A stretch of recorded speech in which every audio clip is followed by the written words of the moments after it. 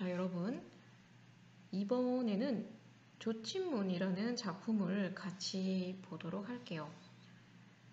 볼륨 2번의 고전산문 페이지 165쪽을 보세요. 자, 먼저 작품 개관을 확인해 볼 건데요. 갈래는 국문수필이라고 되어 있고요. 자, 그리고 성벽을 볼 건데 이 성벽을 보기 전에 이 작품의 내용을 한번 짚어보도록 할게요. 자, 왜냐면 이 작품의 제목이 곧 이것의 주제를 단적으로 드러내거든요. 자, 한번 볼까요? 자, 이 한자에 조라는 단어가 있죠.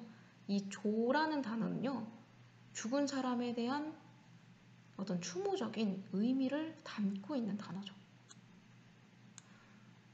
자, 그러면 이 글은 어떤 대상이 더 이상 내 옆에 없다. 왜? 그 사람은 더 이상 이 세상에 없으니까. 그러면 이 글의 전반적인 성격은 애상적이고 슬픈 정서를 다루는 글이 될 가능성이 굉장히 높고요. 그죠? 자, 그러면 우리가 두 번째 궁금한 건 뭐예요? 누가 이 세상에서 존재하지 않게 됐냐는 거죠. 즉, 뭐에 대한 거. 이 부제의 대상이 누구냐라는 거죠. 자, 이 내용을 봤을 때 우리가 예전에 배웠었던 작품들에는 공무도화가나 초혼이나 제망매가 같은 여러 가지 고전 문문 혹은 현대시의 작품들이 있었어요. 자, 그 작품들 봤을 때 마찬가지로 내 혈육이 죽어서 혹은 배우자가 죽어서 이러한 애상감을 다루고 그것을 어떻게 극복하는지를 전개하는 시들이었죠. 자, 근데 이 작품은 그런 내용들과는 다르게 약간의 독특한 점이 있어요. 뭐냐면 이 부제의 대상이 사람이 아니거든요. 말하자면 여기 침이라고 하는 이 단어가 있죠. 자, 침이라고 하는 단어는요, 바로 바늘을 의미합니다. 자, 그러면 이 부제의 대상이라는 것이 사람이 아니라 사물이라는 것을 우리가 확인을 했죠. 자, 그러면 궁극적으로 이 작품에서 전반적인 혹은 지배적인 표현 방식은 뭐가 될까요? 그렇죠. 여기 나와 있는 대로 즉 의인화 혹은 의인법을 지배적으로 가지고 이 대상을 제시하는 방법으로 내용이 전개되겠죠. 자, 그러면 마찬가지로 주제를 바로 한번 체크해 보세요. 즉, 부러뜨린 바늘에 대한 애도죠. 자, 그러면 우리는 이걸 확인할 수 있네. 뭐냐면 왜 이 대상이 죽게 됐냐고? 내가 멀쩡하게 잘 쓰던 바늘이 있었는데 그거를 부러뜨리고 만 거예요. 더 이상 이 바늘을 쓸 수가 없는 거죠. 그래서 이런 애통한 혹은 섭섭한 마음을 담아서 이 글을 쓰게 된 거예요. 자, 그러면 이 문이라고 되어 있는 이 단어가 보이시나요? 이 제목이요. 이 문은 뭐예요? 특 1번 한번 볼게요. 여기 제문이라고 하는 이 내용이죠. 이 제문 형식을 차용했다라고 되어 있는데 이 문이라는 단어는 결국 뭐예요? 제문을 가지고 와서 이러한 형식을 바탕으로 썼구나 라는 의미가 된다는 거예요. 자, 그러면 우리는 이렇게 정리할 수가 있겠네요. 조친문이라는 글은 글쓴이가 쓰던 바늘을 부러뜨려서 더 이상 쓸 수가 없게 된 이러한 경험을 가지고요. 제문의 형식을 빌려서 쓴 어떤 내용이겠구나 라는 거를 이 제목만을 가지고서 추론을 할 수가 있겠다. 자, 그러면 우리 여기 특 2번에 있는 것까지 한번 2차로 정리를 해볼게요. 자, 바늘을 의인화할 수밖에 없겠죠. 왜냐하면 이 제문, 즉 추모의 대상이 사람이 아니기 때문에 바늘은 어쨌든지 인격화되지는 의인화될 수밖에 없어요. 자, 이것을 다른 말로 바꾸면 어떻게도 표현할 수 있게요? 뭐예요? 인격화라는 말도 가능하고요. 아니면 여기 나와 있는 대로 대상에게 말을 거는 방식이라는 내용으로 대체할 수도 있겠죠. 자, 여기 나와 있는 것처럼 대화하듯이 표현했다라는 게 바로 그러한 뜻이에요. 됐죠? 자, 그러면 우리는 이 개관 내용을 통해서 일단 작품에 대한 해석의 방법을 잡아볼 수 있었고요. 여기 나와 있는 의성어라든지 의태어라든지 라는 감각적인 표현이나 아니면 여성 특유의 섬세한 정서가 드러나는 것은 본문에 나와 있는 내용을 토대로 자세하게 설명해 보도록 할게요. 자, 그러면 우리가 본문 내용 보면서 중요한 거 위주로 한번 정리를 해보도록 할게요. 자, 유세차 모년 모월 모일에 미망인 모씨는 두어자 글로써 침자에게 고하노니 라고 되어 있는 거 보이나요? 자, 여기서 유세차 모년 모월 모일 여기 나와 있는 이 부분이 바로 우리가 아까 제문의 형식을 차용했다라고 한 이 부분 있죠? 여기가 바로 이 특징 1번과 관련된 내용이죠. 자, 말하자면 이 유세차라는 거는 이해의 차례는 이라는 뜻인데 일반적으로 이 제문이라고 하는 형식이 있다면 첫머리에 관습적으로 많이 쓰는 표현이에요. 자, 그리고 여기 보면요. 미망인이라는 단어가 있죠. 자, 미망인에다가 별표 한번 해주고요. 자, 미망인이라는 단어는 이 글을 쓰고 있는 글쓴이가 어떤 사람인지를 집약적으로 보여주는 단어인데요. 말하자면 이 미망인은 아직 가지 않은 사람이죠. 뭐를 가지 않은 사람?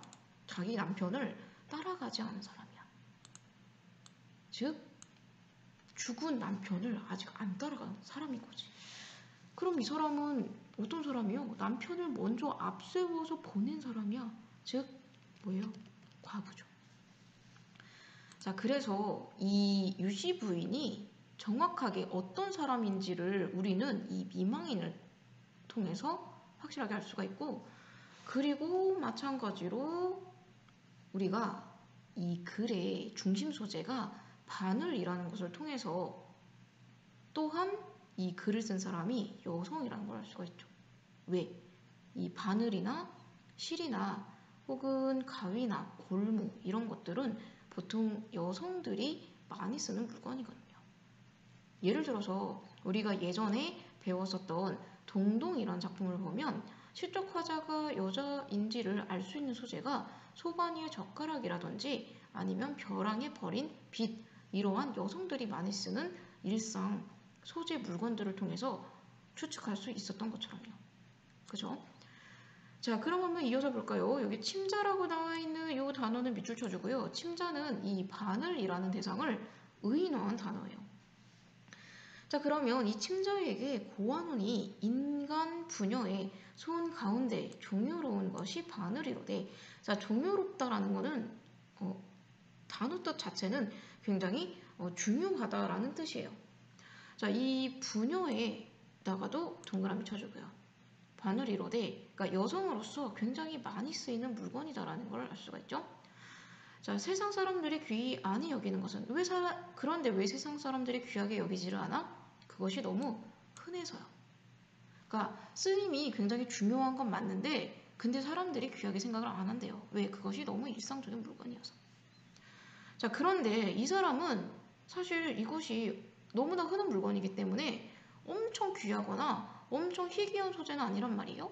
근데 그럼에도 불구하고 이 사람이 이 바늘을 잃은 이 상황에 대해서 굉장히 많이 어떻다? 슬퍼하고 있는 거죠. 그 이유로 사실 첫 번째 표면적인 이유는 여기 나와 있어요. 뭐? 나의 정예가 남과 다르기 때문에. 왜냐면 구체적으로 여기 나와 있거든요. 예전에 우리 시삼촌께서 동지상사 낙점을 무르와 북경을 다녀오신 후에, 자, 여기 뭐 동지상사 낙점이라는 말이 나와 있는데 단어는 굉장히 어렵지만 쉽게 말하면 어떤 벼슬, 직책 이름이죠. 구체적으로 말하면 이 동지상사는요, 조선시대에 해마다 동짓달에요, 중국으로 보내던 이 사신 중에 우두머리를 뜻하는 단어거든요. 자, 그런데 이 동지상사로 국경에 다녀오셔서 바늘을 여러 쌈을 주셨대요. 자, 그럼 바늘이 굉장히 많이 있었겠죠? 그래서 이거를 자기만 쓴 게 아니라 뭐 친정이라든지 뭐 주변의 일가 친척, 그럼에도 불구하고 남아서 비복한테도 이제 쌈쌈이 나눠주게 된 거죠. 자, 그런데 연분이 비상해서 너희, 자, 너희라고 되어 있는 이 복수 내용으로 나온 건 자기가 쓰던 이 바늘이 굉장히 여러 개가 있었었는데 그것을 뭐 여러 번 계속 이제 잃고 부러뜨렸죠. 그 인연이 평범하지 않았기 때문에요. 자, 그리고 오직 너. 자, 너에다가 동그라미 별표 한번 해줄까요? 자, 우리가 예전에 시문학에서도 한번 배웠었던 건데 이 대상이 사물일 때 사물을 대상으로 너라는 대명사로 지칭하여 부르게 되면 자동으로 뭐가 된다? 의인화가 된다는 거. 되죠? 일단은 말을 거는 방식이 되기 때문에 그런 거예요. 자, 너 하나를 연구히, 오래도록이네. 아, 그러면 사실 이 글쓴이가 왜 이 바늘을 이토록 좋아하고 아끼고 슬퍼하는지를 알 수는 있을 것 같아요. 왜냐면 이 바늘을 굉장히 오래 썼으니까. 되죠? 비록 무심한 물건이지만 어찌 사랑스럽고 미혹치 내가 이것에 흘려서 정신을 차리지 못한 이유가 왜 있겠느냐. 그만큼 내가 이 물건을 오래도록 아껴서 썼으니까. 그렇기 때문에 내가 이 바늘을 잃은 게 너무나 아깝고 불쌍하고 또한 섭섭하다라고 얘기했죠. 자, 여기까지가 내가 이 바늘과의 어떤 인연을 꾸준히 이어온 거, 그리고 애초에 이 바늘을 어떻게 얻게 됐는지 그러한 내력에 대해서 지금 여기까지 밝히고 있는 거죠. 자, 그런데 이어서 보세요. 나의 신세가 너무나 박명. 그러니까 신세가 박명하다는 건 자기의 어떤 삶이라든지 운수가 그렇게 좋지 않았다는 얘기예요. 또한 자녀도 없었죠. 그리고 인명이 흉완하여서 흉완하였다라는 이야기는 흉악하고 모질었다는 얘기야. 자, 그러면 이 사람이 삶을 사는 게 굉장히 녹록하게 살지는 못했다라는 이야기죠. 그래서 일찍 죽지도 못했고 또한 가산이 굉장히 빈곤, 가난했어요. 자, 근데 여기 침선이라는 단어에다 발표해주고요. 자, 침선이라는 거는 이 실과 바늘로서 하는 일이죠. 그러니까 바느질을 했다라는 이야기겠고, 이 침선에 마음을 붙여서 시름도 잊을 수 있었고 또한 생에 도움이 적지 아니하였다라는 얘기는, 자, 이 사람이 바느질을 통해서 뭔가 생계를 유지하는 수단으로도 썼었던 것 같아요. 그죠? 자, 그랬는데 오늘날, 그러니까 이건 과거 상황이고, 자, 그런데 내가 오늘날에 너를 연결이라는 건 영원히 이별했다는 뜻이죠. 자, 내가 너를 영원히 이별하니, 자, 5호 통제다. 자, 밑줄 발표해주면 되겠고요. 자, 우리가 여기를 한번 보세요. 자, 여기 다양한 표현상 특징이 있죠? 아까 우리가 객관 정리할 때 의성어나 의태어를 쓰는 여러 가지 감각적인 표현이 나온다라고 했는데, 그거 이외에도 여기 나와 있는 여러 가지 수자적인 표현들이 이 작품에 굉장히 다양하게 나온다. 자, 그러면 여기 나와 있는 영탄법 보이나요? 여기 5호 통제라라는 말이죠. 자, 우리가 고전에서 이 영탄법은 의외로 굉장히 찾기 어렵다라고 얘기를 했어요. 왜냐면 이 5호 통제가 사실은 어떤 감탄사라고 되어 있는 단어인데 이것이 이 글 안에 안겨 있다 보면 의외로 눈에 잘 보이지 않거든요. 자, 그래서 더군다나 이 5호 통제 같은 얘기는 오늘 처음 본 단어니까 여기다 발표해주고 다시 한번 익혀주는 게 좋겠어요. 옆에 필기 잘 해주는 게 좋겠죠. 자, 그래서 이러한 상황에서 내가 아끼던 바늘 잃었으니 어떻대요? 귀신이 시기하고 하늘이 미워한다라는 얘기죠. 자, 그러면 우리가 여기까지 봤을 때요, 이 바늘을 잃어서 뭔가 내 마음이 너무 아프다라는 얘기를 하고 있는데, 자, 이러한 주제의식 여기다 다시 한번 정리 한번 해볼까요? 자, 표면적으로 우리는 반복적으로 이거 보고 있어요. 부러진 바늘이 너무나 아깝고 슬프다. 근데 아까부터 반복되는 이 내용이 조금 너무 과하지 않나요? 왜? 앞에서 봤듯이 바늘 자체가 그렇게 귀한 물건은 아니야. 근데 물론 오랫동안 썼으니까 애착이 있을 수는 있겠지. 근데 바늘은 또 살 수도 있는 거잖아요. 근데 왜 이렇게 부러진 바늘에 애도를 표하고 있을까? 자, 그 이유는요. 자, 이면적인 거에다 발표해 볼게요. 자, 이면적인 거는 이 작품의 숨겨진 주제죠. 아까 우리가 이걸 봤잖아요. 뭐 이 사람은 뭐야? 과부지. 그러니까 과부라는 건 이미 한번 죽음이라는 경험을 겪은 여자예요. 어떤 경험? 자기의 남편이 죽은 거예요. 자, 사실 이 모든 슬픔이나 그리움 혹은 애달픔 이런 모든 정서의 근본적인 것은 바늘이 원인은 아닌 거죠. 왜? 결국 이 사람은 이 모든 슬픔이나 그리움이 어디로부터 연원한 거야? 이 죽은 남편으로부터 나온 거다라는 걸 확인할 수가 있어요. 따라서 이 바늘에 대해서 지나치게 슬픔을 드러내거나 애도하거나 하는 것은 표면적인 것이고, 이면적으로는 결국 이 먼저 앞세운 남편에 대한 그리움 내지는 정한이 이 이면에 안겨있는 진짜 주제라고 할 수가 있겠다라는 거죠. 자, 그러면 우리는 예전에 한번 배웠었던 그 개념을 여기에다가 얹어줄 수 있을 것 같아요. 어떤 거요? 직접 말하면 되잖아요.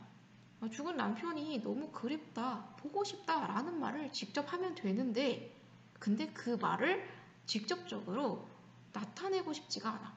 그래서 어떤 거요? 이 바늘이라는 사물을 통해서 자기의 말하고자 하는 바, 주제의식이라고 하는 거죠. 혹은 그러한 정서 등등을 어떻게 드러나는 거야? 간접적으로 드러내는 거죠. 우리 이거 예전에 배웠었던 거 상기해 보면 뭐라고 했었는지 기억나나요? 사물을 통해서 직접적으로 나타내는 게 아니라 어떻게 애둘러서 표현하는 거, 이런 거를 우리는 뭐라고 배웠게? 예, 우의적 기법이다라고 했었죠. 자, 우의적 기법으로 내용 정리했을 때 사실 가장 대표적인 어떤 작품들 내지는 갈래 뭐가 있었어요? 얘도 뭐 술이나 돈 같은 걸 가지고 이 세태나 어떤 대상에 대한 비판이라는 주제의식을 간접적으로 애둘러 표현한 작품들이었죠. 혹은 그런 갈래. 즉 뭐예요? 가전체 문학. 작품으로는 뭐 있었어요? 예를 들면 공방전. 공방전은 돈을 의인한 거, 그죠? 그리고 푹순전, 뭐를 의인한 거? 술. 이런 식으로 얘도 마찬가지로 사물을 의인화해서 자기가 말하고자 하는 말을 간접적으로 드러냈다. 자, 그러면 이 조친모는 이러한 국순전이나 공방전 같은 외부 지문하고도 상당히 잘 어울릴 수 있겠네요. 그죠? 자, 마찬가지로 이어서 한번 볼게요. 여기서부터죠. 자, 아깝다 바늘이요. 어여쁘다 바늘이요. 자, 여기서 어여쁘다는 예쁘다라기보다는 불쌍하다죠. 자, 너는 미묘한 품질 그리고 특별한 재치를 가졌으니 물 중에 명물이요 철 중에 쟁쟁이라 라고 되어 있는 여기요. 자, 그런데 여기 나와 있는 모든 내용 중에서 자, 바로 여기죠. 여기. 자, 굳세교 걷기는 망고의 충절이라. 백대 협객이요 굳세교 걷기는 망고의 충절이라.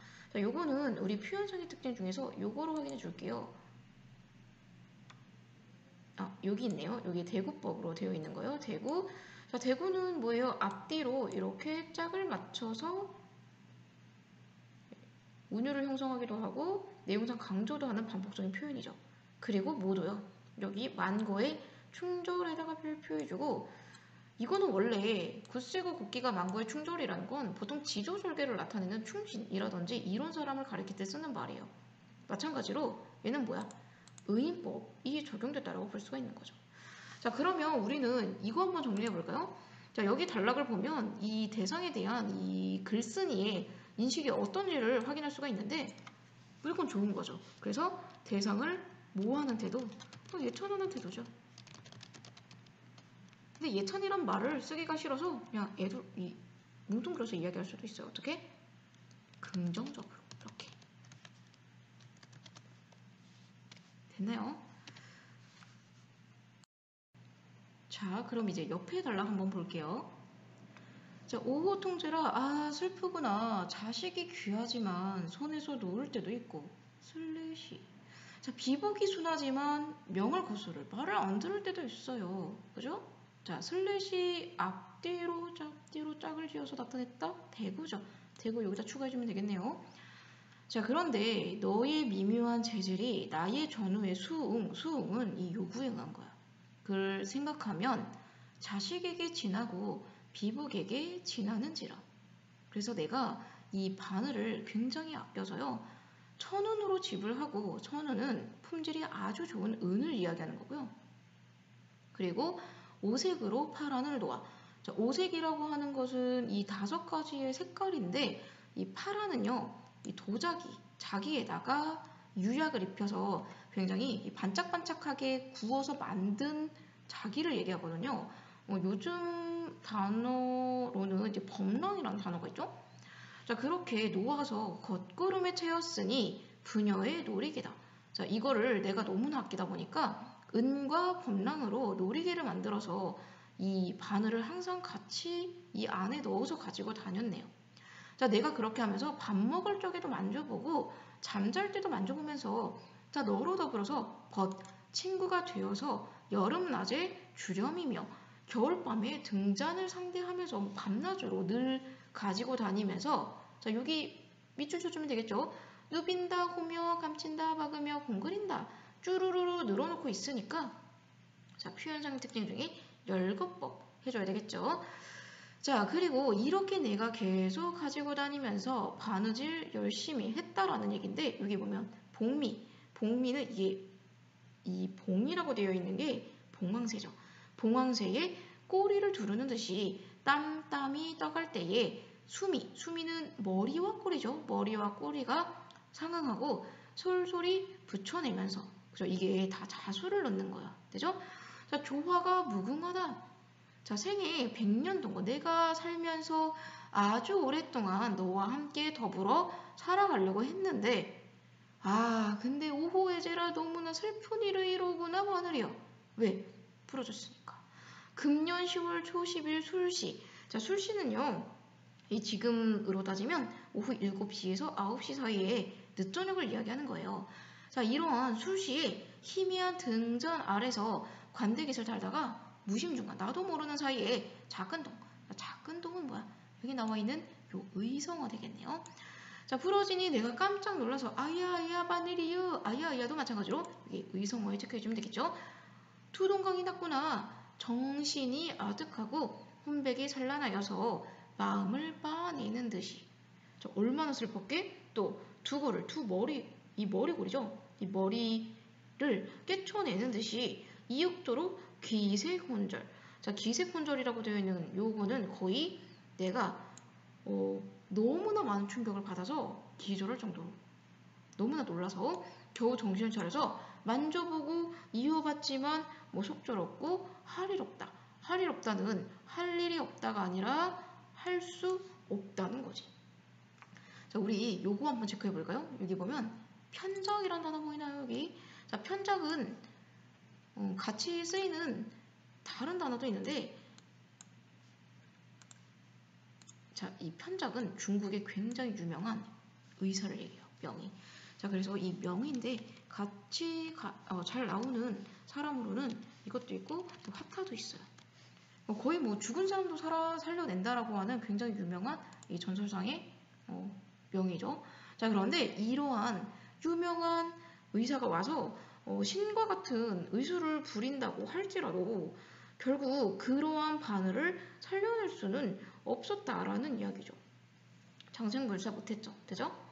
자, 동네 장인에게 떼이런들 어떻게 능히 떼겠습니까? 한 팔을 잘라낸 듯이 베어낸 듯이 한 다리를 베어낸 듯이 그러니까 내가 이 바늘을 잃어서 너무나 슬픈 이 정서를 이렇게 나타내고 있는 거죠. 자, 아깝다 바늘이요. 옥석을 만져보니까 꽂혔던 자리가 없죠. 되죠?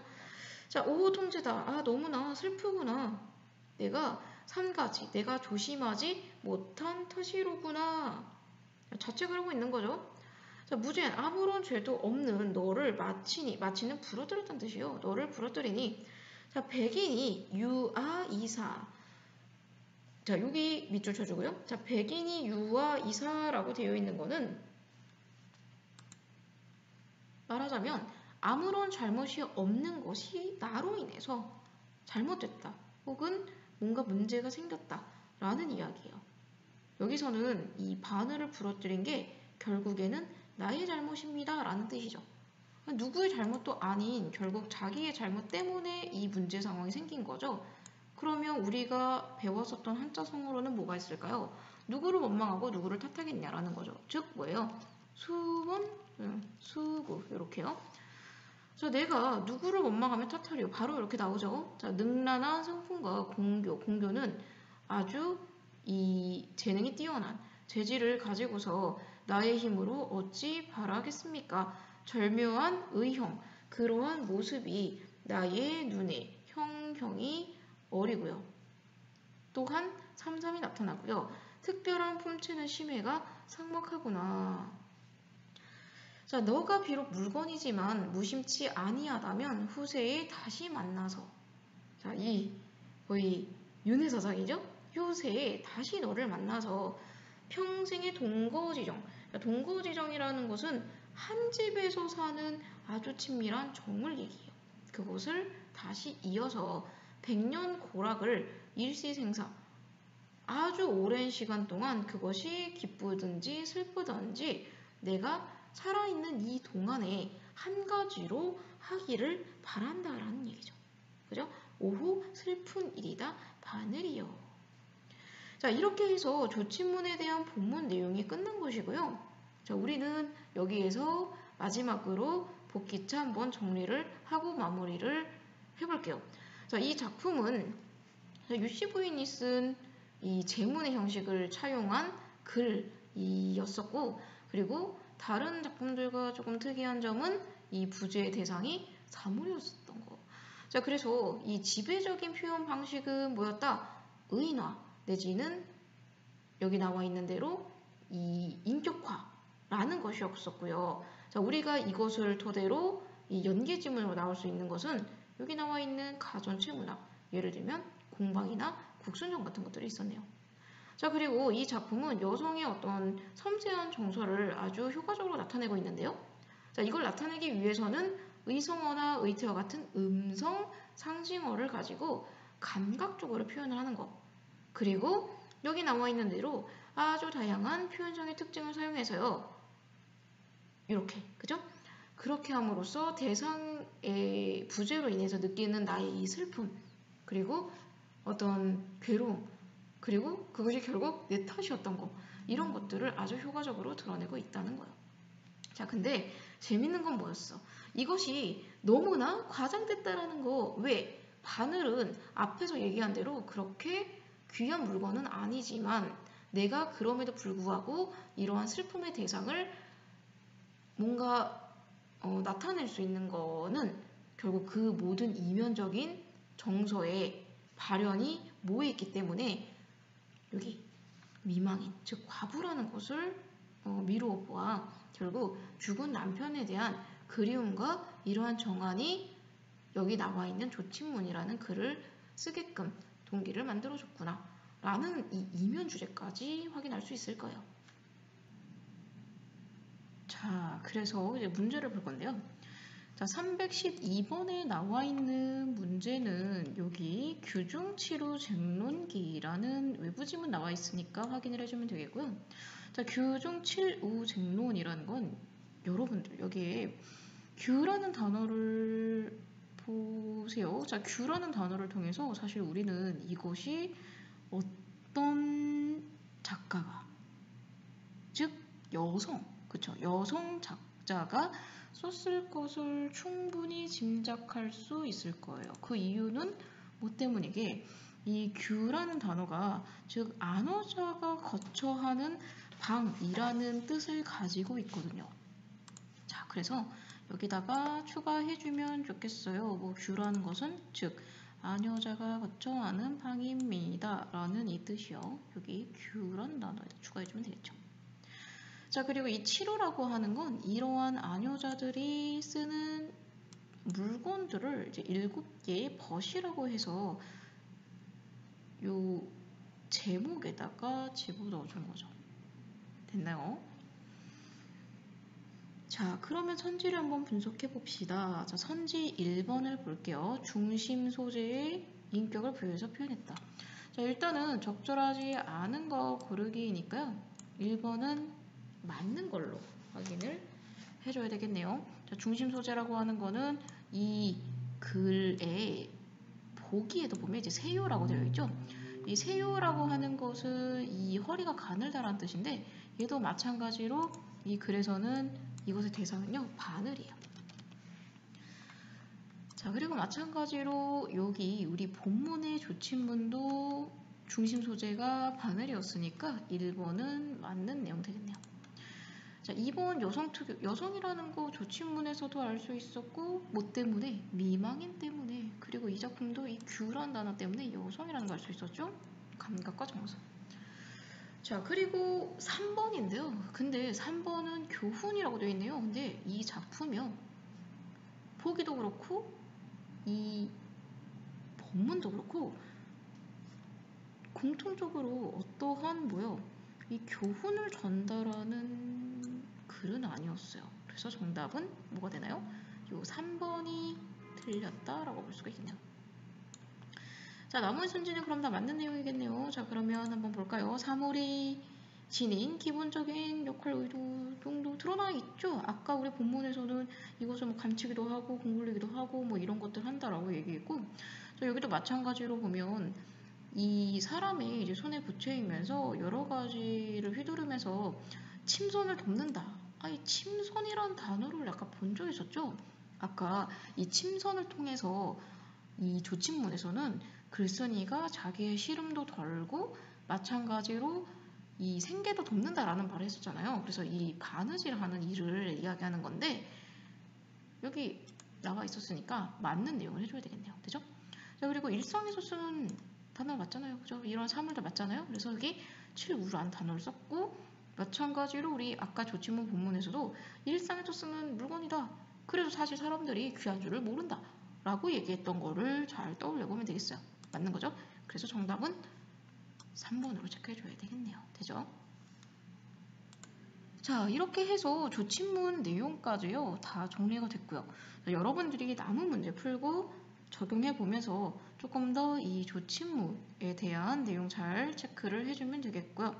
그리고 특히 여기 나와 있는 이 312번의 규중치료 쟁론기도 상당히 중요한 작품이니까 이 조친문이라는 작품과 더불어서 같이 나올 수 있는 연계 작품으로서 여러분들이 정리를 잘 해주면 좋겠어요. 자, 그러면 조친문은 여기까지 정리해 볼게요.